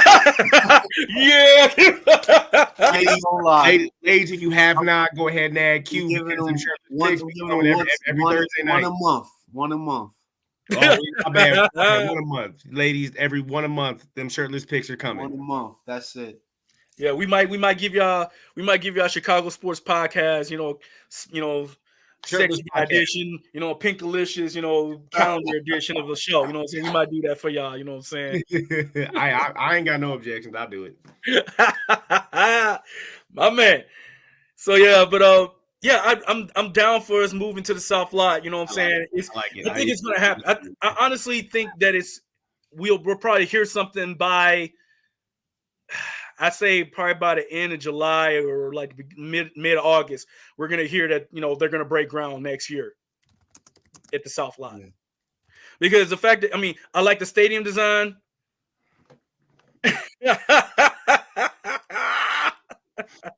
Shirtless calendar. Yeah. The month of April, that's my birthday, so I'll take that. Yeah. Yeah, man, I'm excited though. So I like it, man. I just think it feels good. You know what I'm saying? Because then it's like I hate to say, I may sound like a horrible person, but like the way Chicago sports have been going, the Cubs just won it how many years ago, and then just went to straight right afterwards. White Sox turmoil, Bulls freaking turmoil, Bears turmoil. You got to do something to bring the city up, right? Blackhawks just won it, and now look at them. They're turmoil too. It's just never ending, right? It's never like a continuous thing. It's like one team does good, 4 do bad. Then that team that won it does good, and everybody does bad for 10 years. And then it's just like it's a never ending cycle, right? So you got to do something to bring the city up sports wise. And I think, like I said, it's going to bring much more money into the community on that south side. And I think entrepreneurship and flagship is going to be it's going to be great on that side of town, and it's Chicago gonna be popping, boy. If they get that stadium built there, it's gonna be. Oh yeah, It's gonna change. It's gonna change a lot of demographic around there, man. And that's kind of what that area needs, and that's kind of what Chicago sports needs, the demographic change. You know, I mean, obviously it's hard to tell the Cubs to move on because you don't want to do away with the historical field. You can't do that. You know, so who else are you gonna move? You One thing I asked him, please get a retractable dome. Please. No, we want no. Yeah, no, you are. Okay. Kevin Warren's already made it clear. Because he wants to be cost conscious. Remember, because they wanted that in Minnesota as well. Mm-hmm. And we realized that would have been a mistake in Minnesota. Well, he wants the dome or not? He wants a dome. He wants to put a dome on the stadium, but he wants it to look. It's got to fit Chicago. It's got to look like something Chicago. But you go to Minnesota, you look at that stadium. You look at that stadium, M&T Bank Stadium. On that one, it looks beautiful, but it's aesthetic. It fits the Viking looking. It has like a Viking like culture. It makes sense. That's what I'm saying. We're gonna have a dome that's going to fit Chicago. Now you can have all those events, the Super Bowl. Man, it's gonna be insane, man. Yeah. And I have a feeling that is the main drive. That's the main drive for them having the stadium of their own. So many events. Oh my God. It's not so much just the other media events. They want a Super Bowl. Yeah. We're the founding fathers of football. You need a Super Bowl. George Staley Hallis brung football to America. He is the man. He is the reason why we not brung football, but he brung the NFL to America. All right. He may not have invented football, but he perfected it. Yep. He is the reason we are talking sports now to this day right now about this sport. Yeah, man. You talking about hosting a Super Bowl. We should have hosted one decades ago. But it's not even that, man. It's not even just Super Bowl. Look at every new stadium has been talking about hosting the Olympics too. You know, that's one of the biggest events in the world. All the events, the concerts, the Olympics in Chicago. That's a whole different ball game, man. That's the most watched televised thing in the world sometimes, man. It's crazy. A lot of fans, World Cup too. A lot of fans don't understand that. They just don't get a dome, but it's not just about that. No, man, that's too much. The events. The money that's going to be made just by putting the dome up there. Championships. Chicago. I'm not from Chicago, but it's one of the best cities I've been to in my life. I love it. The atmosphere, everything is a tourist attraction. No matter what nobody. Born and raised on the south side of Chicago myself. I promise you, Southsiders will make sure it is on and cracking. Every time there's a sporting event, I promise you seats will sell out. I promise you it will not matter. And like the businesses over there are so underrated. Like you will literally the amount of money that will be brung into that city. Yes, it's just it's going to be insane, unspeakable. It's going to be insane. Like it's just going to be. Yeah, I'm born. Yes, sir. There we go. Yeah, Bruce. You know what I'm saying? Like, it's just, yes. Like, I got a question for y'all. Because I was in Chicago this last for the Raiders game. Now, I had the Heralds, and what's the other one? Hey, that's what we talk about. You know what I'm saying? I got family out there. Yeah. Yeah. What's the other one? It's Heralds and Uncle the chicken spot. Harold's and Uncle was Uncle Raymond, something like that. I believe. Oh, snaps. Yeah. Oh, it's been so long since I ate there. It's been so long since I ate there, man. Wow. What is it? Come on, somebody help me out. My goodness. It's Harold's and Uncle was Uncle Raymond, some shit like that. Yes. Harold and something. It's not Uncle Raymond's. It's Harold and something though. Man, years. Isn't it just called Harold's? Yeah, it's Harold's. It's just Harold's. It's called Harold's, right? Yeah, I think it's called Harold's. Because I finally got to have both. I gotta go with that's a whole different. That's the good stuff. Yeah, I live in Chicago. I've got every day. Uncle Raymond's. REUS. Uncle Raymond's. Yeah, Uncle Raymond's. Yes, Uncle Raymond's. Yeah. And I was asked. I had to go with Uncle Raymond's as far as the what I would choose, man. Both was excellent, but I'm picking Harold's. Yeah. Uncle Raymond, yes. Yeah, Harold chicken was fire too. Harold's chicken. Yeah. chicken, man. I love that, man. I don't know. I think the new stadium gonna bring new light, new life. Man, You know how players feel. Players are getting new. That see new stadiums getting going. They're like, I gotta go there. You know, a lot of my thing is that the luxury seats, the celebrities that will come to that stadium when we get it built, though. You imagine all the star power that's going to be there. It's long overdue. What do you mean, Arizona? What? Where? I live in Arizona. Don't lie to me. If there's a Harold's in Arizona, I don't know, but I'm gonna find it. If you lying to me, I will find you instead. BJ. Don't you do it. I'm gonna research it when we get off. You better hope it's there. If it's not within driving range, I'm still coming for you. You live? They have a Harold's in Arizona. Or my phone. Shit. They need to bring one out here, man. Wow. Man, yep. blew my mind. It's off 1635 East Baseline Road, Phoenix, Arizona. Hey. I know what I'm doing tomorrow. I'm calling out of work. All right, bro. Just want to hook you up with that one. You know what I'm saying? Yeah, you know you live in Arizona. You know you live out there, homie. You know. There's some good eating in Chicago, man. Oh my God. It's the best place to eat food in the world. Yes, man. 100%. But yeah, so can you imagine though with all the thing? I'm excited with what's going on now because we got this draft now, and then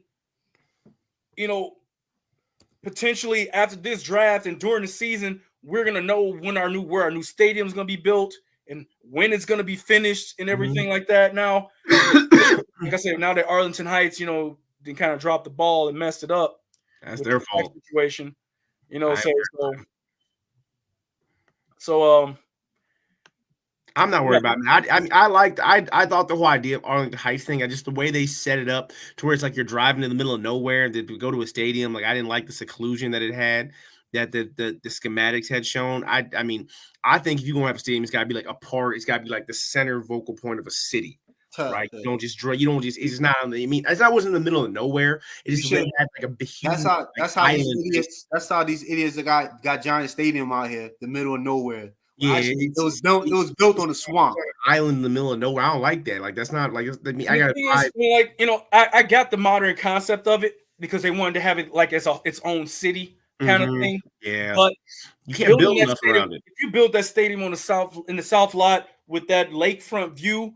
And then you have it built to where like you got the camera shot coming off the horizon where the sun's like on the south side where the sun's like cascading down right behind the skyline, bro, right over the dome. That's so cold, bro. Amazing, dude. Like you can't beat that up. I mean, like I get what they want to do. They wanted to basically build that thing in the middle of nowhere, not the middle of nowhere, but on its own island. Build everything around it where it's just city, it's just shops and this and that around on it. Make you want to drive in and not want to leave the island, right? But it's like nobody wants to. That's not the center point. That's what Chicago's built on. You build Chicago around the center point of the people, and the people, like you don't want people to have to drive to you, just to go, be in the middle of nowhere and just to see a game. You want people to leave your stadium and be like, man, let's go right next door downtown here, or let's go downtown here, or things like that. Not like, hey, let's walk outside and then I gotta drive 25 minutes across this bridge just to get back to downtown. Like that don't make no sense. I thought you guys probably would like to know. Finally, Danny Trevathan is off the books. Oh, thank God. I forgot he was a football player, man. Thank Jesus. Still getting paid. He's finally off the books. Hey, he earned every penny though. He worked hard for us. I'm not gonna lie. I'm being biased about Danny. I love every minute of him in Chicago, man. Listen, I got to meet that man in person. Really, he's nice. I heard he's a nice dude. He's the nicest guy, one of the nicest athletes I've ever got to meet. Gave me a heart attack because he almost bench pressed me off the stands to pick me off the stands just to grab my shirt so he can autograph it. I was like, I was like, unhand me. Like, I've never been manhandled by somebody else. Like, Unhand bro, me, like, sir. bro, like, I'm like at the time, I was like, bro, I'm like 255. You picked me up like I was a child. Like, what? Like, how's you, He like, said, bro? "Come here, Like, dude. Let me how'd sign you your grab jersey." me? Like, I am not a toddler. You cannot do this to me. You were offended. This man was offended. Either he was offended in receiving a gift. I'm offended by the gift you gave me, sir. Take it back. You took the jersey off and threw it at him and walked away. Dan Trevathan, man, that man, I watched that man practice for all the family nights. That man put his blood, sweat, and tears into everything. Oh, yeah, I loved him. He's definitely one of those dudes that you knew gave it his all. He finally off the book. He definitely cared. Yeah, but he earned that money, and that's Pace. That was Pace's fault in the Bears organization. You know, so I ain't mad at my brother for letting get your money, bro. Get your money. Exactly. Good for you, man. He got out while the getting was good. So yeah. So I don't blame him. I just wish we could have won a ring with him. You know what I'm saying? I know, man. That's the hard part, man. Is that it's just, and with all the stuff going on, man. I just hope at the end. I just hope at the end of the day, it's not this decision. Some of the decisions aren't being made based on. I hate to say it. I know us fans want to see certain things, but I think some of the decisions got to be made without the fans. You gotta make business decisions at the end of the day, man. And like I said, Eddie Jackson, that was a business decision. That wasn't a fan. Yeah, that was a business decision. That was a fan decision. It was a much needed business decision. It wasn't, and a lot of people are going to be like, "Oh, he doesn't like us. He doesn't care what we have to think." No, it's just look, business wise. This is the right choice. It's the right choice. It's not that it's not that polls and them don't like us. It's the people on the Northwest side, like he put in the comments that, oh, they don't care about us. And we're the most ticket holders. I'm like, yeah, you're the ticket holders, but are you really not going to drive to a game, to a brand new stadium? Like, stop. They're going to be there. You're going to drive. You're going to make the drive. If you're a ticket holder, you're going to make the drive no matter where it is. Ask all the ticket holders that live that live out, that's not in Ask all the Raiders fans that still live in Compton if they care about having to drive all the way out to Vegas. No, they don't give a damn. They're gonna drive. That's what I'm saying. That's what I'm saying. I get the argument. Ask all those Chargers and all those ask all the Chargers and who they share their stadium with. The Rams fans. Ask all those Rams fans if they give a damn about how that they all the way out in a different part of LA. And they get to go see that beautiful view. They don't give a damn. They there. No, they don't give a damn. Look at that. Look at that stadium. They do not care. The Rams and Charger fans do not care. I just think that people have to understand that yes, I get it is a fans game. Fans mean a lot. Fans make all the money. But if we sat around, I want to spend money. If I'm going to spend money trying to get season tickets, I want it to be in a beautiful place I can find, right? Not the spaceship we got. Yeah. But that's what I'm saying. Like, Pete, that's what I'm saying. That's why I think the problem is with Chicago sometimes and the media itself is that they want polls and these guys to all make fan picks. Like if we were making fan picks around here, everybody would fucking drop to Brock Purdy and we would have been the freaking hottest team in the goddamn league because of what he's doing. Like, but goddamn, like nobody. But that's a fan pick. That wasn't a pick for us. That was a fan pick, right? That'd have been a fan pick. And I mean, yeah. Go ahead. The organization did do a fan pick. The organization was listening to the fans, and we drafted Mitchell Trubisky, listening to the media. I don't think hold on. I don't think no fan wanted that shit, man. I don't know. On contrary, there were plenty of polls out there that had that old Bears fans. That a majority of Bears fans wanted Mitchell Trubisky. I'm gonna have to say a lot of fans, and there was a lot of executives out there. The ones, especially the ones right now, that are saying take Caleb Williams, was telling us to take Mitchell Trubisky. I'm gonna have to send y'all my meltdown when they drafted Mitchell Trubisky. I think it's like a 10-minute meltdown.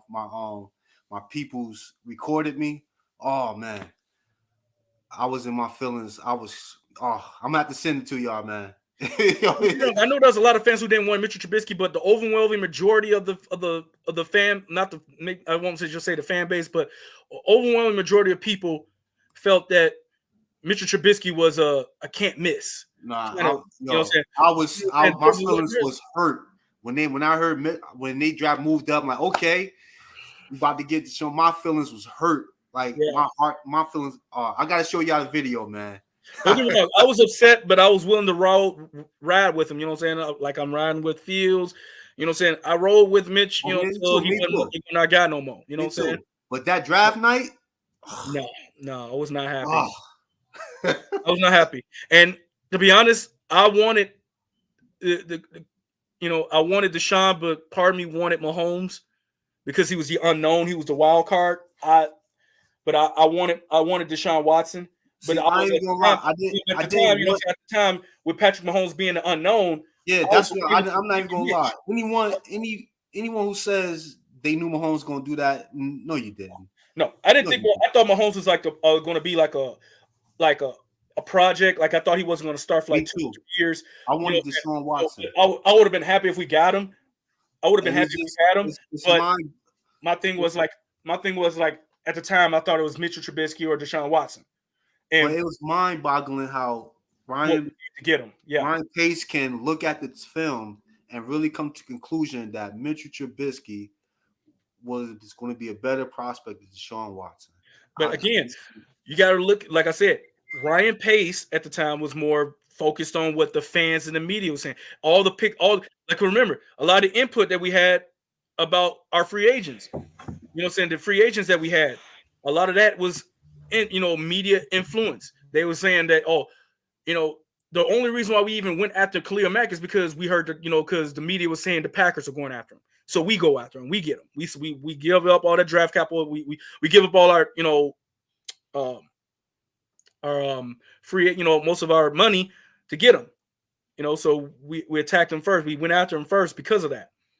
And then they were saying, oh, the Bears will be best if we get this guy, we get that guy. And then Pace goes and spends all that money and gets them. And we're like, oh, we got a good manager who's listening to the fans, he's listening to the media, he's listening to this, and we did not get the results. And then we were in this cap hell, and we get, because they were saying Matt Nagy's this offensive genius. We should get Matt Nagy. We get Matt Nagy, and it looks like, oh yeah, they did the right thing and listen to us. And like, no. Because now we in this situation. Yeah. We had to start all over and build it all up again. Like I stated before, man, the Bears' future looks really good, man. Yeah, I'm really hoping so. So many options, man, that he can do, man. And I think they can't go wrong, man. I don't think we would have ruined Deshaun or Holmes. I honestly think what would have happened, because I think both of those guys kind of transcends because like I said, Deshaun Watson was more of a polished player because of how much he played, along with Patrick Mahomes. Patrick Mahomes had innate skills that just needs to be harnessed in the right system. So don't get me wrong, Andy Reid literally maximized everything that he had. So if we would have had Matt Nagy with Patrick Mahomes, we would have the Patrick Mahomes we see now under Matt Nagy's system, because he would have thrived under that system. Being honest, I think he would have been the better prospect. If we would have had Patrick Mahomes with Matt Nagy, we don't lose to the Eagles. We definitely win the Super Bowl that year with him. But going back to that, will we be on that same? Will we be on the same trajectory like the Chiefs are? Maybe not. No. Yeah. Probably make it to. We probably only get maybe one Super Bowl right now. We're probably only would have had the one. We probably be losing to the 49ers more often. You know what bothered me the most about that Mitchell Trubisky pick is fact that he didn't tell John Fox until an hour before the draft what he was doing, man. Yeah. No communication, no collaboration, but that's neither here nor there. You know what I'm saying? It's done and over with. We got polls we trust. You know what I'm saying? Yeah. And polls we trust. Yeah, we do, man. They guys, sorry about that. They put in a new baseball stadium next to my house, so everyone's playing with power and everything like that. So that's why I'm in and out. Hey, it's all good, man. We understand. You know what I'm saying? We understand. But yeah, I mean, I was stating is, I mean, there's too many fans that just want the fan pick, man. Nobody wants the fan pick, man. I mean, I'm sorry. Real football fans don't want fan picks. We want wins. You go with the best business decision, man. We don't. I mean, yes, would it be nice for us to go with the fan choice and go get somebody that everybody, the All-American sweetheart, if you will? But dude, that don't win games. That don't win games. Everyone's gonna say, "Oh well, it'll sell jerseys." We want these. We want championship. We want these championship rings, man. I mean, everyone's gonna be like, "Oh well, Michael Jordan was the fan pick." Well, yeah, he's also the best player anybody's ever seen in college in a long time. Actually, he wasn't a fan pick. They wanted us to get Sam Bowie. Yeah, that fool too. They wanted to get Sam Bowie. And then I said Justin Fields, and everyone's like, "Well, look how Justin Fields work out." Blah blah blah. We could have got freaking somebody else. I'm like, dude, no. Justin Fields was If you not a listen to fan fans, pick. we would have had Zach Wilson. Yeah, that would have been. Yeah, see what I'm saying? Let's stop it. So, so what I'm saying, people don't understand. Poles is not a fan guy. If we I'm listened to the sorry. fans, we would have had Bryce Young this Yeah, year. see, You know? we would have seen. He's Stop not. man. It is not Poles. If people understand, Poles is not a fan guy. He's not a fan guy. He's not. Kyler. I'm sorry. I think Kyler Murray is going to be a good football player, a great football player. He was a fan pick for Arizona. Let's be real. He was a fan pick.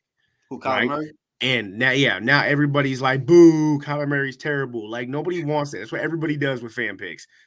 Like, and I know, like if Cardinal fans say that all the time, it just doesn't make sense. You guys, people don't understand. Poles and Warren, they're not gonna make fan choice. They're gonna make business decision based on, statistics, numbers, logistics. Those things all make sense. You also got to remember this. But here's what's worrying me.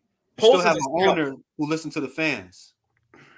Yeah, owner's always been kind of stripped of her freaking free will to do anything. Well, but the thing is, now we got guys in power now, and we got a guy in Ryan Poles who's worked on the Scott Pioli, who's been with the Patriots way.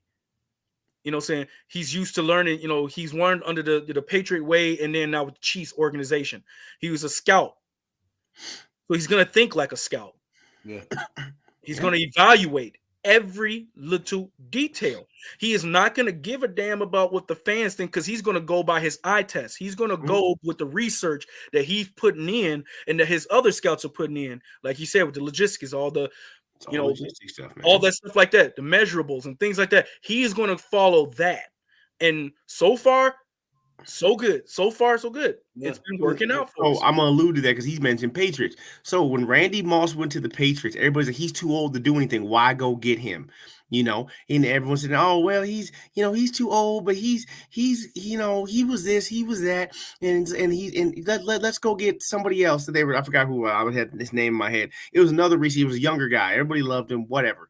Dude, go get Randy Moss. He might be old. Logistic-wise, he's the best receiver in the game. That was at the time. He only knows 2 routes, but he run those routes better. He run those routes better than anybody else. Mm-hmm. And look how that panned out, right?